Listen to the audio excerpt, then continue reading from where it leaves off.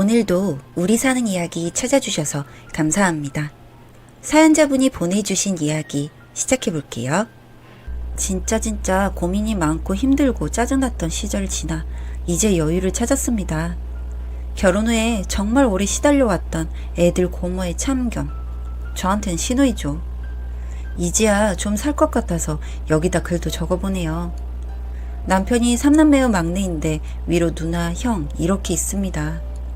아주버님과 남편은 같이 전기 쪽 사업으로 동업을 하는데 말이 동업이지 그냥 남편이 직원이에요.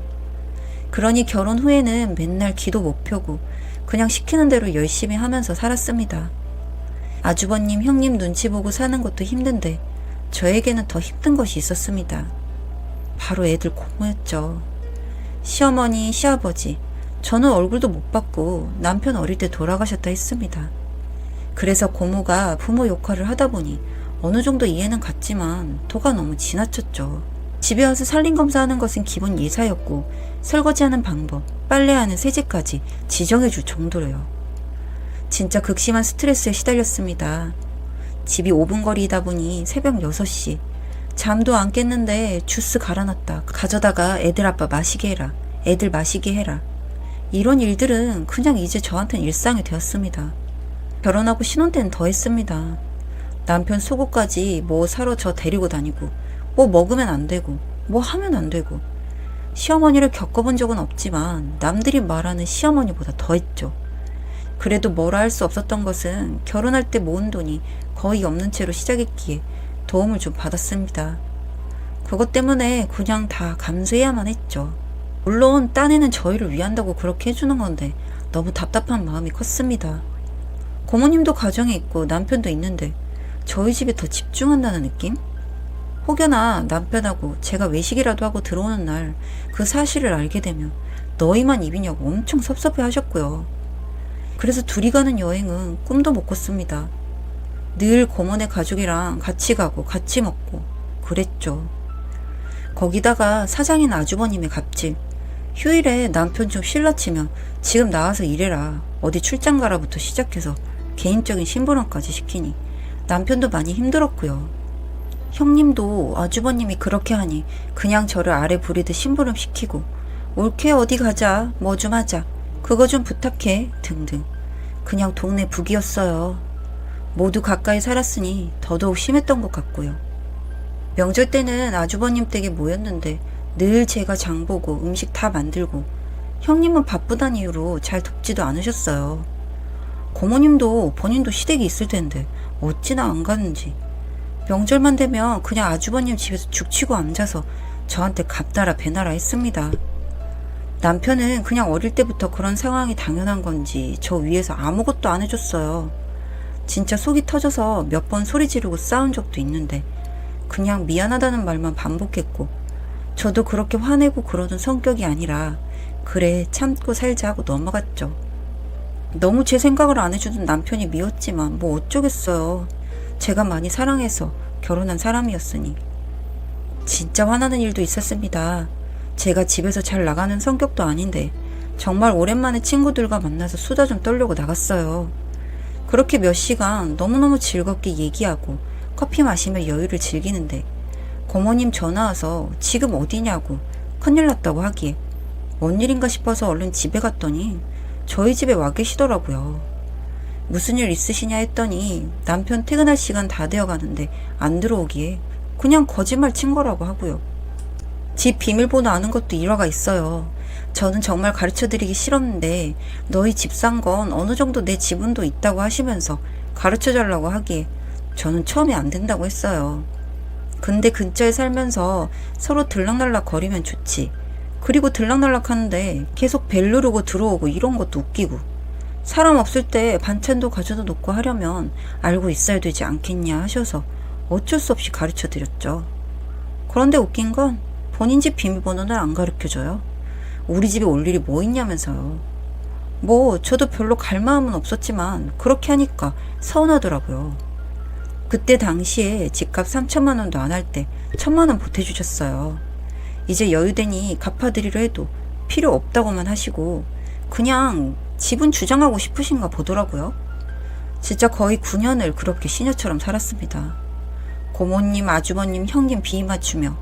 그렇다고 또 제 남편한테 소홀할 수 있나요? 남편 챙기며 애들 돌보며.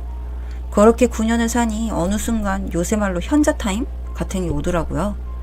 그래서 남편한테 나 진짜 며칠만 친정가서 쉬고 싶다고 하니 그렇게 해라라고 허락했는데 막상 가려고 하니 애들 때문에 발이 안 떨어져서 또 포기했고요. 돈은 없어도 행복하게 살고 싶었는데 돈이 좀 있었어도 이건 행복한 게 아니었습니다. 그러다가 큰 사건이 하나 발생했습니다. 고모님과 아주버님이 진짜 고급 정보라며 얻어와서 샀던 주식이 하루아침에 상장 폐지가 되었어요. 나중에 안 거지만 남편한테도 사라고 했었는데 남편이 보니 관리 종목으로 지정되어 있어서 안 한다고 했다고 하더라고요. 근데 고모님은 이런 걸 사야 크게 먹는다며 샀다고 하더라고요. 고모님이 좀 드세서 고모부도 그냥 하자고 하는 대로 해주시는 편이고 그러니 돈 관리도 다 고모님이 하시는데 거의 전 재산을 날려 드셨어요. 달랑 집 하나 남겼는데 집도 담보 잡혀서 5천인가 땡겨 쓰셨다고 하더라고요. 딱히 직업도 없으신 고모님의 고모부는 퇴직 다 돼가시고 막막하셨는지 아주버님께 돈 좀 빌려달라고 했대요.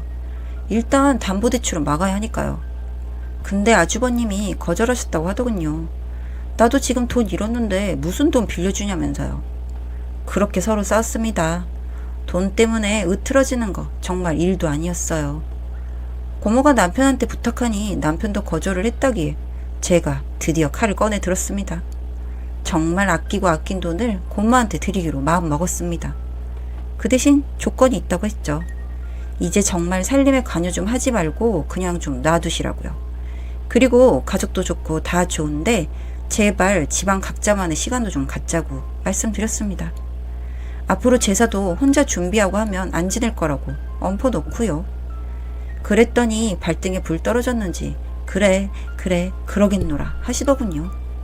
그렇게 한번 살려드렸습니다. 위기 그렇게 넘기고 나니 또 예전처럼 하려고 하시기에 딱 말했습니다. 안 그러기로 하셨고 앞으로 뭐라 하셔도 들어드릴 생각 없다고요. 그랬더니 엄청 분해하시더라고요. 집 비밀번호도 바꿨더니 알려달라고 난리치시기에 그것도 싫다고 정중하게 말씀드렸죠. 이제 우리만의 인생 좀 살고 싶다고요. 애들도 눈치가 있는지 큰 집 애들 고모한테는 꼼짝도 못해요. 한창 뛰어놀고 그럴 시기에 고모만 오면 주눅 들어있고. 그런 모습 보면서 참 마음 아팠거든요. 이제는 애들을 위해서라도 그러지 않기로 마음을 단단히 먹었습니다. 제사 때도 형님한테 같이 하자고 했습니다. 그냥 당연히 저 혼자 준비하시는 건 줄 알고 장도 한번 같이 안 보시던 분이라 너무 당황하시더군요. 앞으로 같이 안 하면 저도 안 할 테니까 마음대로 하라고 하니 벙찌셔서는 같이 장 보러 가자고 하시더군요. 남편도 하도 눌리고 살아서 그런지 제가 그러니 좋아하더라고요. 예의 없이 왜 그러냐고 뭐라 할 줄 알고 싸울 각오까지 돼 있었는데 되려 칭찬해줬습니다. 그러다가 본인도 용기 얻었는지 아주버님하고 대판 싸웠다 하더라고요. 예정에도 없던 중국 출장 갑자기 가라 해서요. 진짜 더러워서 같이 일 안 한다고 박차고 나왔다고 하더군요. 형님 저한테 전화하고 서방님 무슨 행동이냐고 지금 아주버님 많이 화났으니까 와서 사과하라고 하시기에 그렇게 못하겠다 했어요. 그만두면 같이 치킨집이나 하죠 뭐 하고 끊었죠. 근데 결국 아쉬운 건 아주버님이었습니다. 회사 실무자는 남편이었고 거의 모든 일을 도맡아서 했는데 갑자기 나가버리니 완전 회사가 마비돼서 돌아가지도 않았죠. 결국 아주버님 찾아와서 미안하다고 사과하더군요. 앞으로 잘하겠다면서요. 남편 끝까지 다시는 가기 싫다고 하기에 그러라고 했습니다. 아주버님 삼고초려 하시더군요. 결국 회사로 다시 돌아갔고 이제는 본인이 쉬고 싶을 때 쉰다 하고 쉽니다. 거의 10몇 년을 그렇게 개처럼 일해주고 돈 벌어다 줬으니 그 정도는 괜찮다고 생각하고요. 고모님도 더 이상 저를 만만하게 보시지는 않는 것 같아요. 집에 올 때도 전처럼 불쑥불쑥 찾아오시지도 않고 전화 와서 지금 집에 있냐고 가도 되냐고 물으시고 새벽 6시에 주스 가지고 가라는 것도 없어졌고요. 제가 알아서 갈아줄게요. 이 말을 진짜 몇천 번은 했지만 변하지 않던 게 되려 강하게 그냥 안 한다고 강하게 놔버리니 이제 없어졌네요. 기에 너무 눌려서 10년을 살았는데 그 덕분에 많이 내공이 쌓인 것 같습니다. 이제 의사 표현도 확실하게 할 수 있게 되었고 저희가 해준 것도 있으니 소리도 낼 수 있고요. 저희가 이렇게 나오니 마냥 어린 동생이라고 생각했던 누나 형도 달리 보는 것 같습니다. 역시 사람은 꿈틀해야만 하나 봅니다. 제가 제 얘기를 쓰면서도 정말 고구마를 먹은 것처럼 답답했던 삶을 살았네요. 이제는 좀 자유롭게 살면서 우리 네 식구만의 시간을 좀 가져보려고요. 정말 거짓말이 아니라 네 식구끼리 어딜 가본 적이 요태 단 한 번도 없네요. 다음 달에는 펜션이라도 예약해서 우리 식구끼리 재밌게 놀다 오려고 합니다. 읽어주셔서 감사합니다. 사연은 여기까지였고요. 우리 사는 이야기 시청해주셔서 감사합니다.